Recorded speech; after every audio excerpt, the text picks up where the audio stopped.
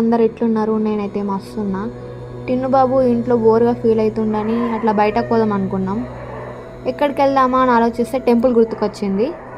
Temple తీసుకెళ్ళినా, ఇక వాడు చేసి అల్లరికరి ఎందుకు తీసుకొచ్చిండ్రా అనిపించింది.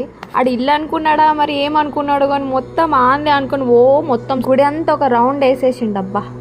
వాడికి కొత్త పాత అంటూ ఏమీ తేడా లేదు. అందరితోటి కలిసిపోతాడు, అందరితోటి మాట్లాడతాడు. అయితే నేను శివయ్య దర్శనానికి వస్తే అక్కడ నాకు భ్రమరాంబికా దేవి దర్శనం ఇచ్చింది. మనకి దేవుళ్ళ పేర్లు తెలుసు కానీ ఆమె ఎవరు అనేది తెలీదు కదా. ఫోన్ అంతా వెతికి అమ్మవారి స్టోరీ తెలుసుకున్నా. పూర్వకాలం అరుణాసురుడు అనే రాక్షసుడు అగ్ని మధ్యలో నిలబడి బ్రహ్మదేవుడి కోసం తపస్సు చేశాడు. ఇప్పుడు బ్రహ్మదేవుడు ప్రత్యక్షం అవుతాడు. అప్పుడు అరుణాసురుడు నాకు 2 కాళ్ళు 4 కాళ్ళు ఉన్న జీవి వల్ల నాకు మరణం రాకూడదు అని వరం కోరుతాడు. అప్పుడు బ్రహ్మదేవుడు వరం ప్రసాదిస్తాడన్నమాట. వర్ణాసుడు నాకు మరణం లేదు అని, ఏ జీవి నన్ను చంపలేదు అని స్వర్గంలో ఉన్న దేవతలందరినీ తరిమి కొడతాడంట.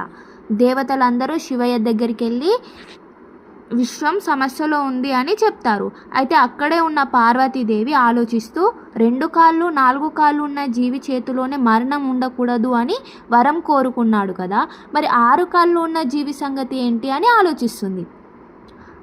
అయితే అరుణాసురుడు దగ్గరికి ఒక తేనెటీగను పంపుతుంది ఆ పార్వతీదేవి. శివయ్య నన్ను చంపడానికి తేనెటీగను పంపుతాడా అని తేనెటీగను చంపేస్తాడు అరుణాసురుడు. అలా కొన్ని తేనెటీగలు, తుమ్మెదలు, కందిరీగల సమూహాన్ని పంపుతుంది పార్వతీదేవి. అరుణాసురుడిని కుట్టడంతో ఒళ్ళంతా నొప్పితో అరుణాసురుడు చనిపోతాడు. భ్రమర అంటే తుమ్మెద, అలా వాటి రూపానికి మారి అరుణాసురుడిని సంహరించి భ్రమరాంబిక అయ్యింది. భ్రమరాంబిక అంటే కొందరు పార్వతీదేవి అని కూడా అంటారు.